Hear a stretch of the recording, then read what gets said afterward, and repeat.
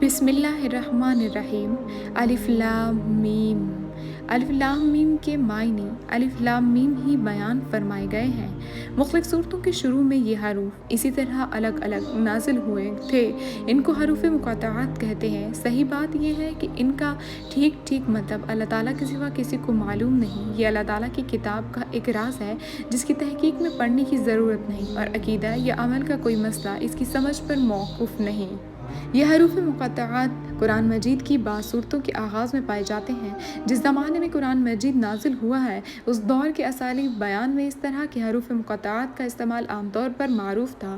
خطیب اور شعراء دونوں اسلوب سے کام لیتے تھے، چنانچہ اب بھی کلام جہالت کے جو نمونے محفوظ ہیں ان میں ان کی مثالیں ہمیں ملتی ہیں۔ اس استعمال عام کی وجہ سے یہ مقطعات کوئی چستہ نہ تھے جس کو بولنے والے کے سوا کوئی نہ سمجھتا ہو، بلکہ سامعین بامعمول جانتے تھے کہ ان سے مراد کیا ہے۔ یہی وجہ ہے کہ قرآن کریم کے خلاف نبی کریم صلی اللہ علیہ وسلم کے ہم عصر مخالفین میں سے کسی نے بھی یہ اعتراض نہیں کیا کہ یہ معنی بے معنی حروف کیسے ہیں جو تم بعض صورتوں کی ابتدا میں بولتے ہو، اور یہی وجہ ہے کہ صحابہ کرام سے بھی کوئی روایت منقول نہیں ہے کہ انہوں نے نبی کریم صلی اللہ علیہ وسلم سے ان کے معنی پوچھے ہوں۔ بعد میں اسلوب عربی زبان میں متروک ہوتا چلا گیا اور اس بنا پر مفسرین کے لیے ان کے معنی متعین کرنا مشکل ہو گیا، لیکن یہ ظاہر ہے کہ نہ تو ان حروف کا مفہوم سمجھنے پر اس قرآن سے ہدایت حاصل کرنے کا انحصار ہے، اور نہ یہ بات کہ اگر کوئی شخص ان کے معنی نہ جانے گا تو اس کی راہ راست پانے میں کوئی نقص رہ جائے گا۔